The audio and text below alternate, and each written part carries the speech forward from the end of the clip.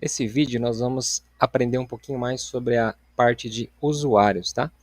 Então nós vamos aqui na guia de usuários e vamos adicionar um novo usuário.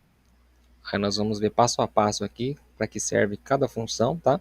E como que se adiciona corretamente um usuário. Bom, eu vou criar um usuário aqui chamado teste, certo? Eu vou definir uma senha para ele, um e-mail, tá? Esse e-mail aqui é que ele vai usar para acessar a plataforma. Eu vou deixar o teste@ultrawatts.com.br. Aqui eu defino se ele vai ser um usuário ou um administrador, certo? Então eu vou colocar ele como administrador. Nesse campo eu vou vincular qual departamento que ele vai enxergar. Vamos supor que eu tenho aqui um usuário e vários departamentos. Eu quero definir que o usuário teste ele vai enxergar apenas conversas que venham para o contábil. Então eu vou deixar marcado somente o contábil. Eu poderia deixar mais de um também. Aqui, ó, pessoal e contábil. Mas no caso eu quero apenas o contábil. Então eu desmarco os outros aqui. Conexão padrão, tá? Eu vou deixar a conexão B, que é a que eu tenho conectada lá. E aqui um detalhe importante: início e fim de trabalho.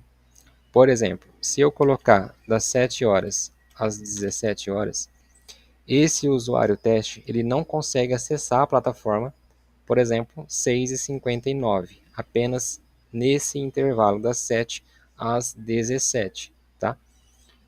Então eu vou deixar 00 a 23h59, quer dizer o quê? Que ele pode acessar a qualquer horário.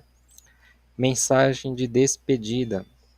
Isso aqui, ele substitui a mensagem de despedida padrão que foi cadastrada lá em conexões, tá?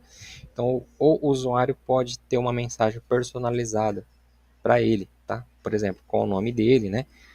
Eu posso colocar assim, por exemplo, teste agradece sua mensagem. Aí quando ele finalizar um chamado, vai ser disparado essa mensagem aqui. Visualizar chamados sem fila. O que significa isso?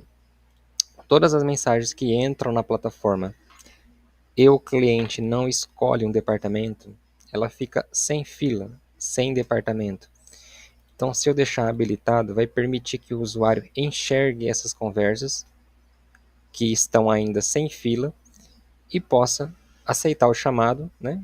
Ou também transferir para uma fila desejada, tá? No caso aqui, eu vou deixar desabilitado. Então, ele só vai enxergar quando o cliente escolher a fila contábil. Ele não vai enxergar chamados que não estejam, né, sem fila. Permitir grupos. O que significa isso? Se lá em conexões estiver habilitado para o telefone receber contatos de grupos, então se eu habilitar aqui, ele vai enxergar também esses grupos, certo? Aqui tema claro ou padrão, isso aqui é o tema da plataforma, né? Nós temos o modo noturno, que é esse solzinho aqui, então é um tema padrão que o usuário escolhe. E o menu, aberto ou fechado, esse menu lateral, se eu deixar fechado, o menu vai sempre ser carregado recolhido, não vai exibir os nomes. Para exibir os nomes é necessário ele clicar na flechinha que vai estar aqui. Eu gosto do menu aberto, então eu vou deixar sempre aqui aberto, tá? Aqui essa imagem é uma imagem apenas interna, tá? Então você pode carregar uma foto aqui do seu colaborador, ou ele, né, carregar uma foto. Apenas entre a equipe vai enxergar essa foto aí entre vocês, tá? E por fim, eu clico em adicionar. Pronto, nós temos aqui já um usuário teste cadastrado. Eu cadastrei como admin, ou seja, ele tem acesso a todos os recursos da plataforma, inclusive essa área de administração. Se eu definir que ele vai ser um usuário, então ele não vai ter acesso a essa parte de administração aqui. E nem vai ter acesso a conversas que não estejam fora do departamento dele. Ele só vai enxergar conversas que estejam relacionadas ao departamento contábil, tá? E também só vai enxergar esse menu aqui até o ajuda, tá? O dashboard também não fica visível para usuários. Então é assim, bem simples, tá, de criar um usuário. E a partir desse momento, o usuário já pode acessar a plataforma usando esse e-mail e a senha que você definiu. Depois que ele acessar, ele pode acessar a aba de perfil e trocar a senha pela senha que ele deseja. Então seria só isso na parte de usuários. Até a próxima aula.